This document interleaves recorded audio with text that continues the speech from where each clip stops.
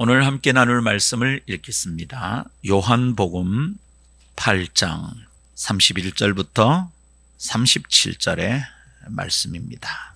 요한복음 8장 31절. 그러므로 예수께서 자기를 믿은 유대인들에게 이르시되 너희가 내 말에 거하면 참으로 내 제자가 되고 진리를 알지니 진리가 너희를 자유롭게 하리라. 그들이 대답하되 우리가 아브라함의 자손이라 남의 종이 된 적이 없거늘 어찌하여 우리가 자유롭게 되리라 하느냐. 예수께서 대답하시되 진실로 진실로 너희에게 이르노니 죄를 범하는 자마다 죄의 종이라. 종은 영원히 집에 거하지 못하되 아들은 영원히 거하나니 그러므로 아들이 너희를 자유롭게 하면 너희가 참으로 자유로우리라. 나도 너희가 아브라함의 자손인 줄 아노라. 그러나 내 말이 너희 안에 있을 곳이 없으므로 나를 죽이려 하는도다. 아멘. 이것은 하나님의 말씀입니다. 하나님의 말씀은 능치 못함이 없습니다. 할렐루야. 우리 주변에서 이런 말을 자주 듣습니다. 그건 경우에 맞지 않는다. 이런 말을 하게 됩니다.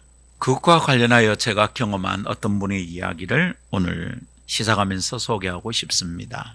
경우에 맞지 않는 짓은 하지 않는다. 어떤 존경하는 분의 일생에 대한 설명이 그러했습니다. 참 듣기 좋은 말이죠. 멋진 말이었어요. 자신의 이익이나 상황의 변화에도 불구하고 경우에 없는 짓은 하지 않는 사람. 참 멋진 인생을 사신 것 같았습니다. 존경할 만한 분이었습니다. 그런데 그분의 부인께서 하시는 말씀이 마음에 남았습니다. 그 사람은 경우에 없는 짓을 안 하고 고고하게 사셨는데 가족은 참 힘들었지. 많은 생각이 머릿속에서 오갔습니다. 경우에 맞게 산다는 것은 존경스럽고 멋진 삶이지만 그렇게 살아내는 것은 쉬운 일이 아니구나. 고려할 일과 배려할 사람들이 많은데 그럼에도 흔들리지 않는다는 것은 참 고통스러운 일이겠구나. 멋지고 아름답긴 하지만 모든 것이 다 아름답진 않구나. 이런 생각들이 머릿속에서 막 왔다 갔다 했답니다.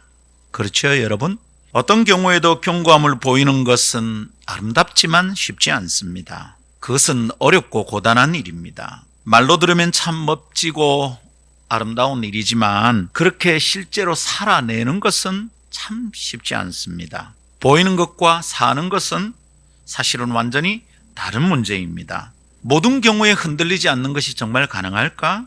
그렇게 해야 할 때마다 생각나고 마음에 걸리는 사람들이 없었을까? 그래도 그렇게 할 수 있었을까? 돈 걱정은 안 되었을까? 노년의 삶을 염려하지는 않았을까? 그런 생각을 하다 보면 포기하고 싶진 않았을까? 이런 궁금한 질문들이 자꾸 떠오릅니다. 다른 사람은 모르겠고요. 제 경우를 말하자면 포기하고 싶은 마음이 몇천 몇만 번씩 제 속을 드나들었고요. 내 삶을 어지럽게 만들었었습니다. 흔들림 없이 10대들과 청년들을 위하여 한 길을 걸어오신 목사님이라는 강사 소개를 듣고 강단으로 나가는데 다리가 후들거렸어요. 너무 두렵고 부끄러웠습니다. 저는 그렇지 않았거든요. 성도 여러분, 진리를 따라 살아가는 걸음과 삶이 그럴 것이다 생각합니다. 경우에 맞고 견고한 모습을 보이는 사람이 있는가 하면 경우에 따라 수없이 바뀌는 사람도 있습니다. 순간순간 현실의 문제 앞에서 진리를 따르는 삶을 포기하고 싶고 그러다가 경우에 따라 흔들리고 상황에 따라 휘날리는 낡은 천조각 같은 삶을 살게 되는 것이지요. 얼마나 누추한 삶입니까? 아름다운 믿음의 사람들은 고결하고 견고한 삶을 포기하지 않았으면 합니다. 쉽게 포기하지 않는 아름다운 사람들이 우리 교회 안에서 많이 일어나기를 기대하고 꿈꿉니다. 여러분, 그런 사람 되기를 축복합니다. 그래서 그 마음을 담아 올해 아름다운 교회는 포기하지 않는 사람이 아름다운 교회가 될 것이라 믿고 표를 정했습니다. 그러면 오늘은 우리가 무엇을 포기하지 않는 아름다운 사람을 만나볼까요? 진리와 자유를 포기하지 않는 아름다운 사람을 보고 싶습니다. 진리를 포기하지 않고 자유롭게 주님을 따르는 것을 포기하지 않는 아름다운 사람, 그런 사람 만나고 싶습니다. 그 소원을 담아 다음 세 가지 깨달음에 집중하기를 원합니다. 첫 번째, 진리 안에 경고히 서면 참을 분별할 수 있습니다. 두 번째, 진리 안에서 자유하면 참 제자의 삶을 살게 됩니다. 세 번째, 진리 안에서의 자유는 말씀이 새겨진 마음에서 시작됩니다.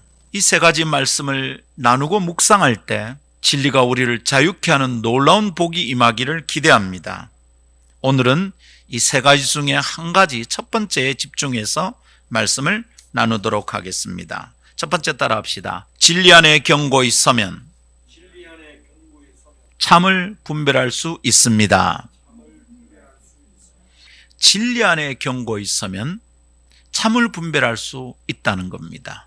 무엇이 참이고 거짓인지를 분별할 수 있다 이 말입니다. 거꾸로 말하면 내가 진리 안에 경고히 서는데 실패하면 참과 거짓을 구별하는데 자꾸 헷갈린다 이 말입니다.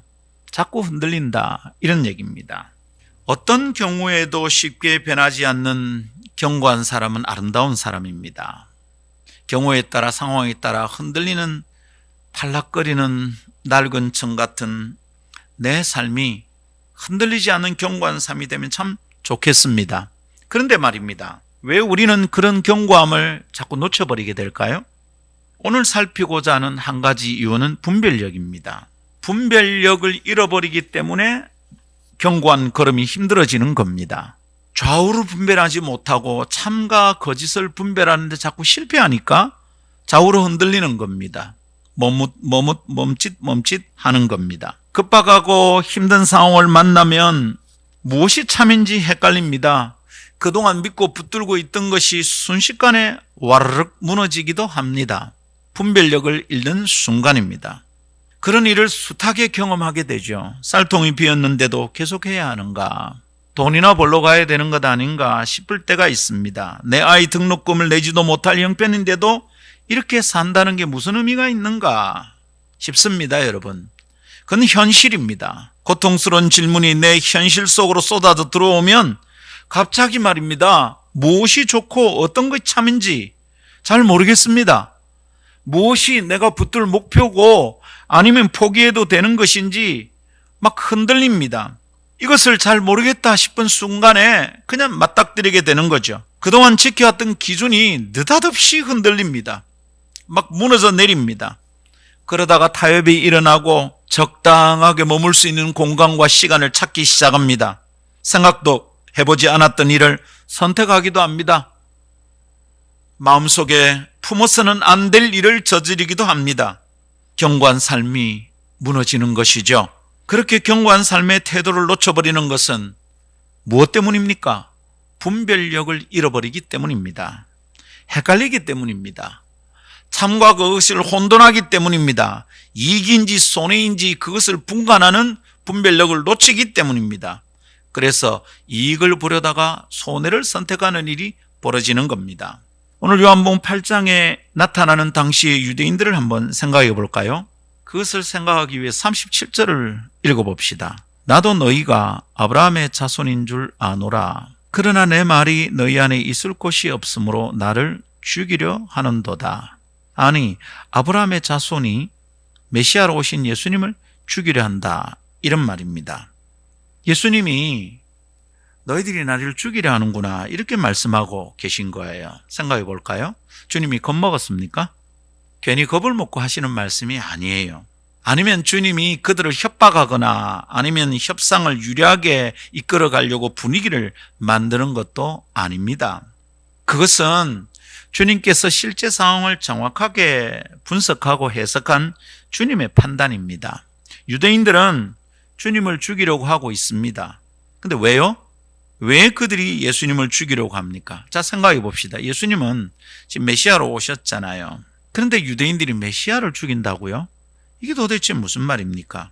아니, 수백 년 동안 오시기를 기대하며 기다리던 그 메시아를 기다리며 온갖 수모와 고통을 참고 견뎌오던 민족이 아니었던가요? 그런데 눈앞에 메시아가 오셨는데 죽이려 한답니다. 왜 이러는 겁니까? 왜 이러는 겁니까? 만일 예수가 메시아인 것을 정확하게 알아봤다면 죽이려고 했을까요? 그렇지 않았을 겁니다. 근데 왜 죽이려고 합니까? 그들은 예수님이 메시아라는 것을 못 알아봤습니다. 메시아를 기다리고 있었지만 메시아를 못 알아봤다 이 말입니다. 아니, 왜 못 알아봅니까? 그분의 말씀을 들어보세요.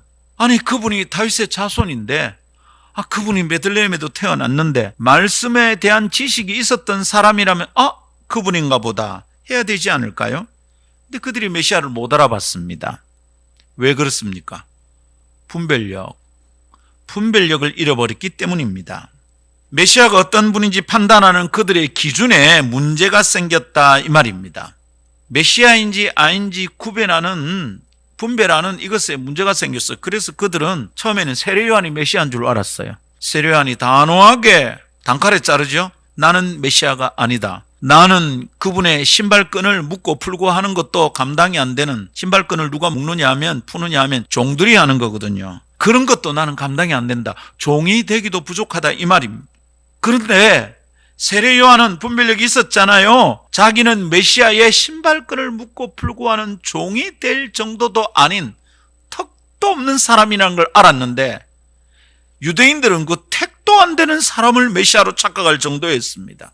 어디서 누가 예언을 하더라, 어떤 랍비가 뭘 신기한 가르침을 가더라, 그러면 메시아인가 싶어서 이리 몰리고 저리 몰리고 하던 시대였습니다.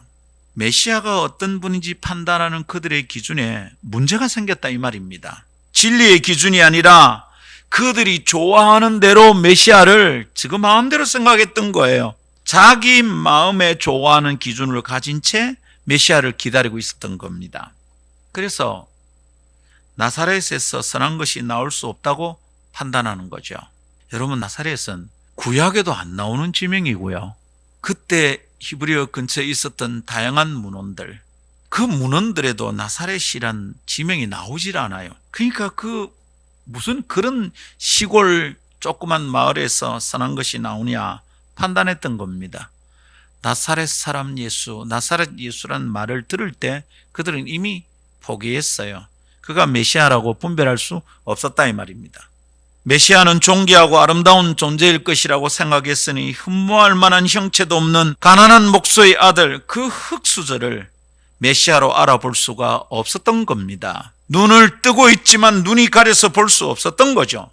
그들이 생각할 때 메시아가 오면 로마의 군대를 순식간에 물리치고 처참하게 복수하고 그 앞자에서 해방시켜 줄 것이라고 믿었었는데, 예수님은 용서하고 사랑하라고 가르치시니 메시아가 아닌 것 같은 거예요. 이 사람을 믿고 따랐다가는 로마를 물리칠 수 없을 것 같은 거예요. 그리고 중간중간에 자꾸 죽는데, 예루살렘에 올라가서 이 사람이 메시아인가 흔들립니다. 오히려 그들이 단단히 붙들고 믿고 있었던 보물 같은 율법을 폐하러 온 것 같았습니다. 그래서 유대민족을 혼란에 빠뜨리고 망가뜨리려고 하는 존재로 판단하고 있었던 거예요. 그러니 어찌해야 됩니까? 죽여야 했습니다. 자기 민족을 해롭게 하는 자를 살려놓을 수 없는 거예요. 이러다가는 큰일 나겠다 싶었던 거예요. 그들의 판단은 옳았습니까? 틀렸습니다. 오신 메시아를 분별하는 기준은 구부려져 있었고요. 무엇이 참인지 생각하는 기능은 마비되어 있었고 망가져 있었던 겁니다. 성도 여러분, 이 말씀을 잘 생각하십시오. 안다고 생각하고 자기들은 하나님의 백성이라고 생각하고 메시아가 오시면 자신들의 문제가 해결될 것이라고 믿고 기대하고 있었지만 메시아가 정작 왔는데 그 메시아를 못 알아봤어요. 남의 얘기로 들으면 안 됩니다. 나는 예수를 믿고 있습니까? 나는 이 예수를 믿어서 하나님 나라 백성이 된 겁니까? 어떻습니까? 심각한 질문을 이 말씀을 통하여 깨닫기를 원합니다. 답을 깨닫는 말고 질문부터 깨달아야 됩니다. 유대인들은 분별력을 잃어버렸습니다. 그래서 메시아를 못 알아봤습니다. 분별력을 잃어버린 유대인들은 심지어 바라바와 메시아를 혼돈하기도 했습니다. 그래서 바라바를 살리고 예수님을 죽여야 한다고 악다구니를 했습니다. 아니, 살릴 사람과 죽여도 될 사람을 그렇게도 구분할 수 없었단 말입니까? 분별력을 잃어버린 군중에 의해서 메시아는 그렇게 십자가에 달려 죽으셨습니다. 메시아가 구원자일 것이라고 기대했었던 사람들이 그 구원의 기회를 죽여버린 셈입니다. 구원받을 기회를 날려버린 거예요. 왜 이런 비참한 일이 벌어집니까? 진리의 기준을 상실한 상태였기 때문입니다. 안다고 하는 그것이 진리의 기준을 망가뜨렸기 때문입니다. 자기들이 자신 있다고 말하던 지식이 진리를 방해했습니다. 성도 여러분, 이런 문제는 그 당시 그들에게만 발생하는 것일까요? 이런 문제는 그들에게만 심각한 문제일까요? 그렇지 않죠. 분별력을 잃어버린 채 진리의 길에서 벗어나는 상황은 오늘 여기 우리 삶 가운데서도 숱하게 발생합니다. 우리 자주 듣습니다. 왜 그랬니? 어쩔 수 없었어요. 그럴 수밖에 없었습니다. 그런 얘기를 얼마나 많이 듣습니까? 아니, 그 일을 몰랐나? 알면서도 왜 그랬나? 그런데 그렇게 안 하면 큰일 날 것 같았습니다. 어쩔 수 없었습니다. 이런 변명들이 산처럼 쌓여 있습니다. 자기가 잘못했는데도 다른 사람 탓을 자꾸 댑니다. 그 사람 때문입니다. 그 사람이 안 그랬으면 내가 그러지 않았을 텐데. 변명이 쌓입니다. 쓰나미처럼 변명거리들이 몰려옵니다. 그래서 진리의 경고에 서는 것을 자꾸 잃어버립니다. 교회도 그렇게 흔들리고 개인의 삶도 그렇게 됩니다. 여러분, 그런 말을 들어보면 일면 이해가 되기도 합니다. 아이고, 나도 그러면 그럴 수 있겠다 싶은 생각이 듭니다. 여러분, 그렇지만 그럴 수 있겠다 싶어서 끝날 문제가 아닙니다. 이해는 되지만 우리는 참을 분별하는 데 실패한 겁니다. 진리를 따르는 데 실패한 겁니다. 내가 책임져야 될 문제입니다. 그리고 오랫동안 후회합니다. 내가 잘못한 것에 묶여서 자유를 다 잃어버립니다. 기쁘게 주님을 따르는 것을 또 놓쳐버립니다. 반복되는 실수에, 악순환에 빠지게 됩니다. 그때 왜 그랬을까? 그러지 않았어야 됐는데, 그때 내가 그렇게 한 것이 지금 너무 후회가 된다. 회한이 쌓여갑니다. 근데 조심하십시오. 회개가 아닌 후회에 묶이면 진리를 따라 살아가는 것은 점점 어려워집니다. 참 회개가 아니고 남 탓이나 하고 변명이나 하는 것이 습관이 되어버리면 진리를 따라 견고히 서 있는 삶은 불가능해집니다. 분별력을 잃으면 우리는 자꾸만 타협하고 어정쩡한 태도를 유지한 채 살 수밖에 없습니다. 여러분, 그러나 말입니다. 진리 안에 견고히 있으면 참을 구분하고 분별력을 회복할 수 있습니다. 진리를 따라 살지 못하는 사람들은 항상 선택에서 어려움을 겪습니다. 무엇이 더 좋은 것인지 잘 모릅니다. 그러나 진리의 잣대를 딱 갖다 대보면 금방 알 수 있습니다. 아, 이건 하면 안 되는 거구나. 그런데 하지 않아야 될 일과 반드시 해야 될 일 사이에서 자꾸만 흔들리고 뭘 해야 될지 모르겠다 그럽니다. 선택장애, 그냥 점심 메뉴를 뭘 고를지 걱정하는 선택장애 같은 거야. 주변에 사람들이 먹자고 하는 메뉴 먹으면 되고요. 헷갈리면 어제 먹은 거 또 먹으면 됩니다. 그런데 진리를 따라 선택하는 문제에서 선택장애를 느끼고 있다면, 내 인생과 관련된 중요한 일 앞에서 내가 무엇을 선택해야 되는지 잘 모르고 있다면, 어쩌면 나는 진리의 견고히 서 있는 상태가 아닐 수 있습니다. 진리의 견고히 서면 참을 구분하는데 어려움을 겪지 않습니다. 금방 알 수 있습니다. 아, 이거 아니네. 이거 하면 안 되지. 그래도 돈이 되는데. 아니지. 돈이 된다고 그걸 할 수 없지. 그런데 그 여자 너무 이쁘잖아. 아니지. 그래도 예쁘다고 선한 것이 아니지. 분명히 알 수 있는 것이죠. 야, 이 동영상 짜릿한데. 아니지. 그래도 그리스도인이 볼 수 있는 건 아니지. 진리의 견고히 서 있는 사람은 참을 구분할 수 있습니다. 근데 자꾸 헷갈리고 흔들리고 고민이 많아지고 있다면 당부합니다. 축복합니다. 경고가 아니라 당부하며 축복하며 말합니다. 다시 하나님의 말씀 안으로 돌아오십시오. 다시 진리를 붙들기를 결단하십시오. 그때 자유가 있습니다. 내가 선택하는 것을 자꾸 헷갈리고 있다면 내가 지금 자유를 잃어버린 상태입니다. 선을 따라 심는데 선을 따라 심는 것에 자꾸 실패하고 있는 거죠. 그 옳은데, 그 선한 일인데 좋은 것인데 왜 자꾸 실패합니까? 자유를 잃어버렸어요. 선을 행하는 자유를 잃어버렸어요. 사랑하는 성도들이요, 진리를 향한 신실한 자세를 유지한다면 좀에서는 넘어지지 않는 기준을 붙들고 살 수 있습니다. 문제는 말입니다, 비슷한 것들에 있습니다. 비슷한 것이 위험합니다. 이래도 저래도 별 차이 나 보지 않은 비슷한 것이 우리를 위험에 빠뜨립니다. 너무도 그럴듯하고 근사해 보입니다.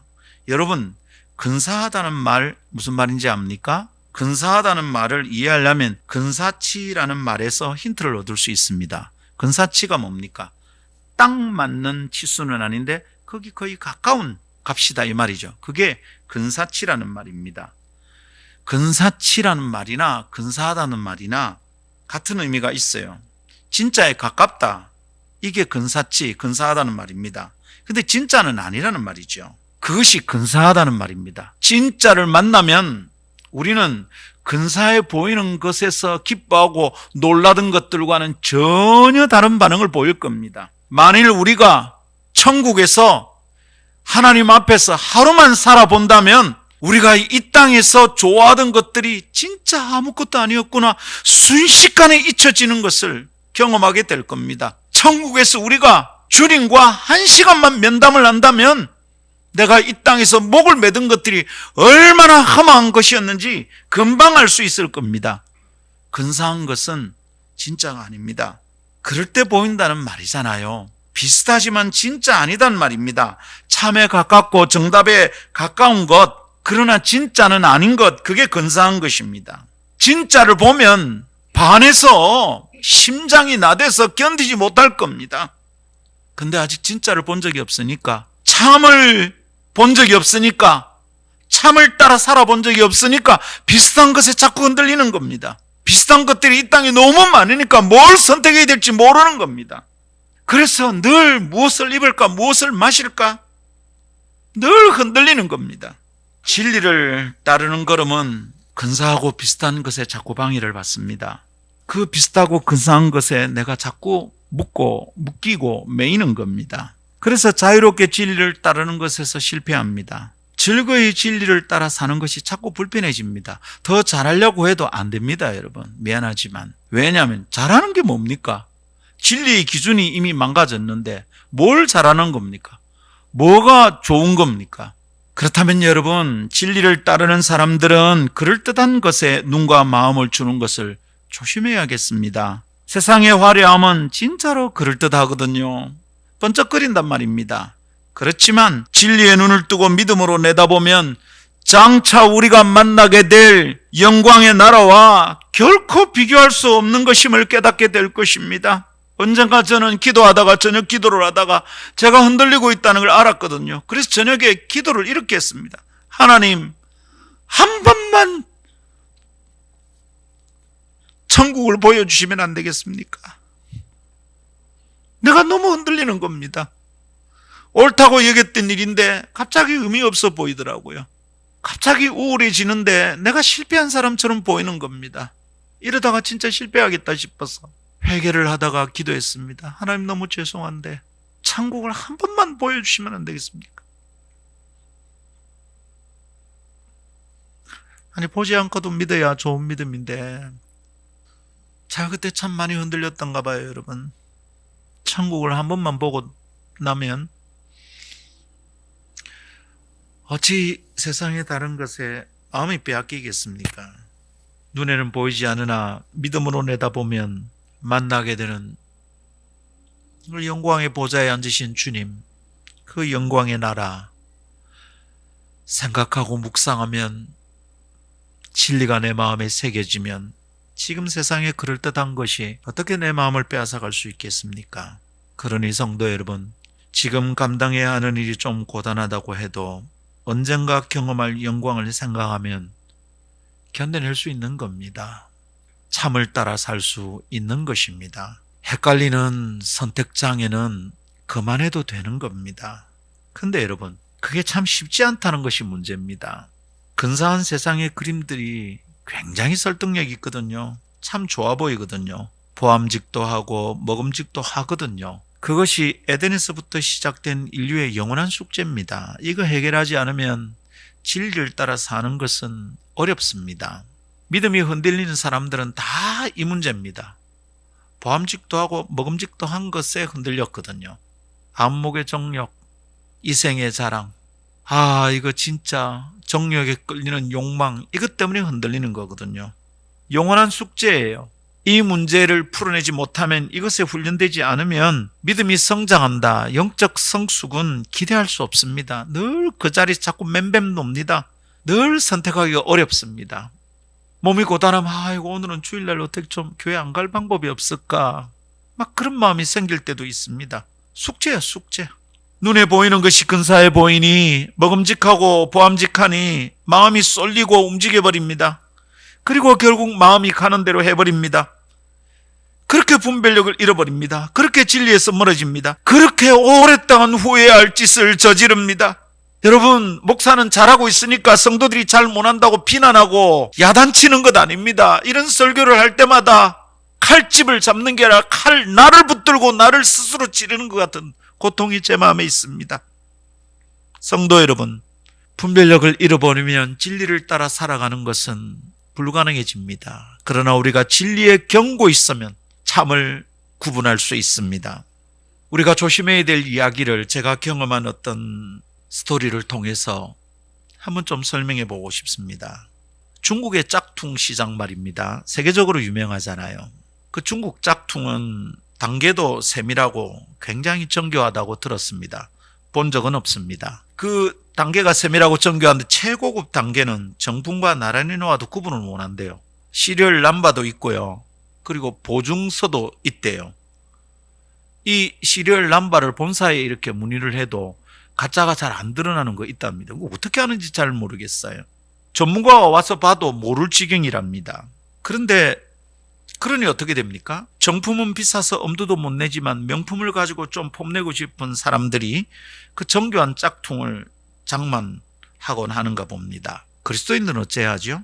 그리스도인이 이럴 때 어떻게 해야 합니까? 여러분, 이럴 때 분별력을 잃어버리면 우리도 똑같이 그냥 명품 가짜라도 걸치고 다니는 삶을 살 수밖에 없습니다. 가짜를 자랑한다 이 말입니다. 진짜여야 될 사람들이. 이것을 진하게 경험하고 제가 실제로 직면한 일이 하나 있었습니다. 목사님과 장로님들이 함께 중국을 여행한 적이 있었어요. 상해를 갔었습니다. 근데 그 상해에 유명한 짝퉁 시장이 있다는 겁니다. 그리고 짝퉁 시장에 간다는 거예요. 제가 너무 놀랐어요. 뭐라고요? 잘못 들은 줄 알았어요. 목사님, 장로님들로 구성된 여행단이 가이드의 안내를 받아서 짝퉁 시장에 가는 거예요. 그 가이드는 넌크리스찬이었는데 연변 우리 교포였어요. 조선족이었어요. 그 사람 눈에 이 목사와 장로들이 어떻게 보일까? 전 정말 두려웠습니다. 그래서 제가 언성이 좀 높아졌습니다. 막 따졌어요. 제가 왜 따졌을까요? 우선 첫 번째로 가짜를 사고 파는 것은 불법입니다, 여러분. 그런데 목사와 장로들의 무리가 불법에 동조를 하다니 그럴 수 없다고 생각했습니다. 막 화가 났어요. 아무리 말려도 안 돼. 화가 나는 거예요. 항의를 했습니다. 근데 여러분, 제가 그렇게 화를 내고 항의를 했던 것은 그 일이 불법이어서만이 아니었습니다. 참을 따라야 될 사람들이잖아요.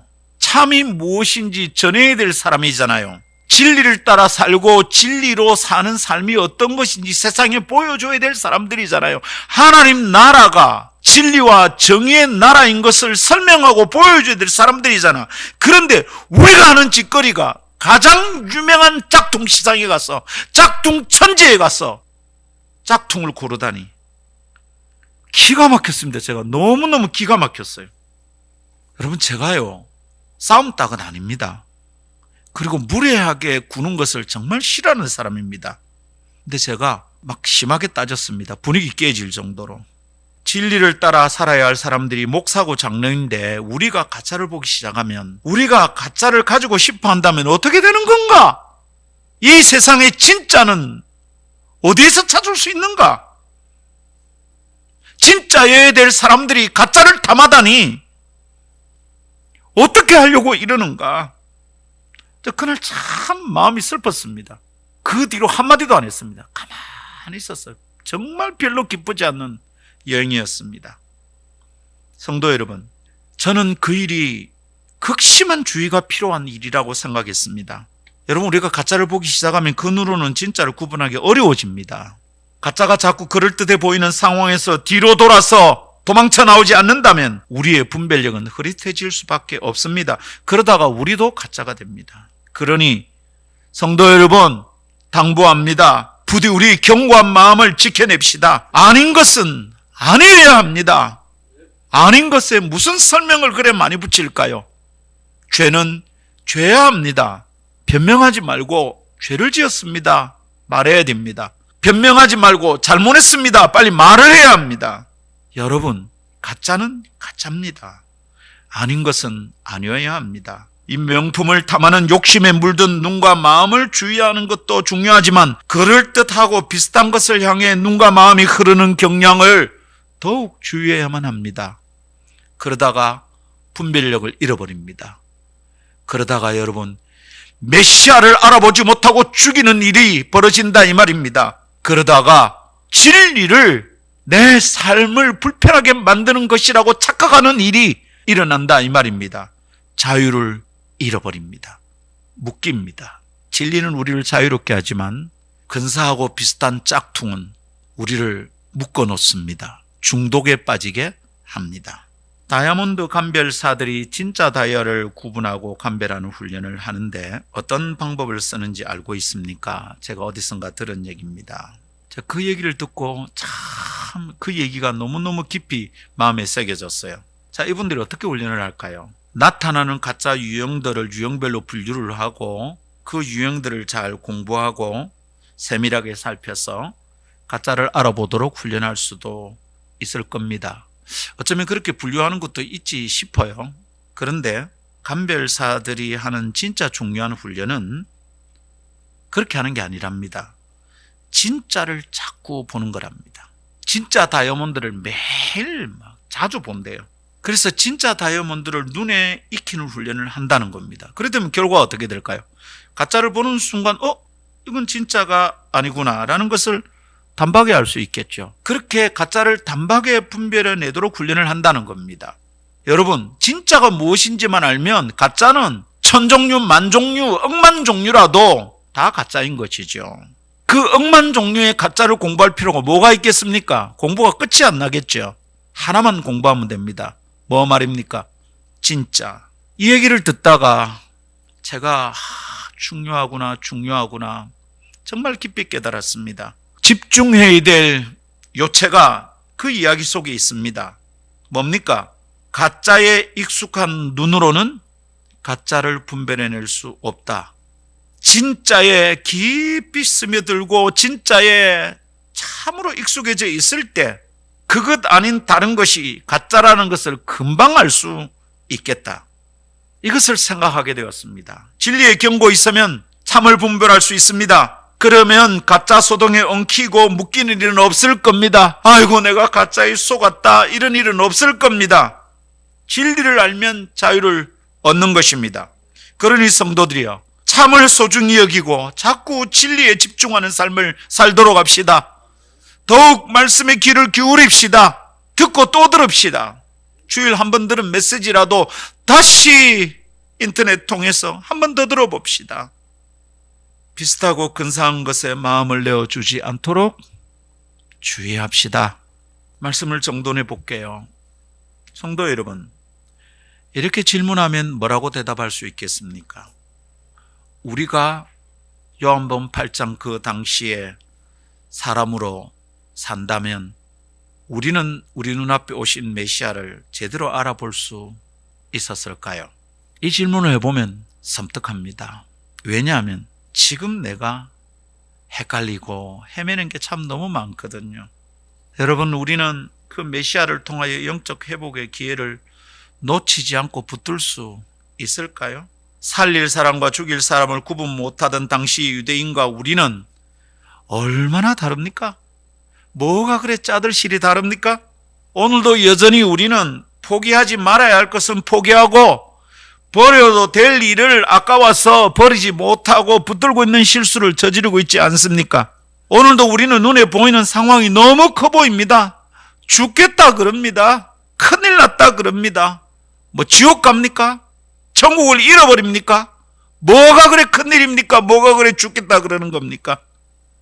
너무 커 보여. 그래서 보이지 않지만 존재하는 영적 세계의 소중한 가치를 자꾸만 놓쳐버립니다. 당장의 이익을 위해 장차 맞이할 영광의 찬란함을, 그 영광의 가치를 자꾸만 손상시킵니다. 자꾸 엉뚱한 선택을 합니다. 후회할 짓을 자꾸만 합니다. 다시 물어봅니다. 우리는 메시아를 알아볼 수 있었을까요? 우린 자신 있습니까? 어쩌면 천국에 가서도 거기가 천국이라는 것을 못 알아보는 것은 아닐까요? 나 지금 어디에 왔지? 천국인데 거기가 천국인 줄 모르게 되는 건 아닐까요? 유대인들이 오신 메시아를 못 알아보았듯이 말입니다. 성도 여러분, 2020년 우리의 목표를 분명히 합시다. 눈과 마음을 가다듬읍시다. 2022년 우리 교회의 표를 자꾸 생각합시다. 포기할 것은 포기하고 포기하지 않아야 될 것은 포기하지 않는 아름다운 사람들이 됩시다. 포기할 것과 포기하지 말 것을 어떻게 구분합니까? 진리 안에 경고 있으면 참을 구분할 수 있습니다. 엉뚱한 짓 하지 말고 굳게 붙들어야 될 것을 포기하지 않고 붙들고 살아갑시다. 분별력을 잃지 않고 진리에 익숙하면 어떤 상황에서도 주님을 떠나서 후회하는 일은 없을 것이다 믿습니다. 아름다운 성도들이여, 그래서 올해는 우리가 쉽게 포기하지 않는 사람들이 되도록 합시다. 끈기 있고 성실한 자신을 당연하게 유지해야 되겠습니다. 그러나 무엇보다 진리를 따라 살아가는 사람을 포기하지 않도록 합시다. 연초에 결심한 것을 벌써 포기하고 살고 있다면 나는 참 어려운 사람입니다. 그 진리 안에서 자유하여 주님을 따르는 묶이지 않는 사람을 추구합시다. 그런 사람이 됩시다. 그것을 포기하지 맙시다. 그것을 위하여 어떻게 하면 되겠습니까? 참을 분별하는 섬세하고 촘촘한 영적 기준을 갖출 수 있도록 자꾸 참을 들여다봅시다. 스스로를 그렇게 훈련하도록 합시다. 그 방향을 부디 포기하지 말고 나아갑시다. 아멘. 이민과 부활이 되신 우리 주 예수 그리스도의 은혜와 하나님 아버지의 놀라우신 사랑과 성령님의 교통하심이 주의 말씀을 따라 진리의 경고에 서서 분별력을 잃지 않고 그리스도의 제자로 살아가리라 결심하는 너희 온 무리와 함께 있을지어다. 아멘.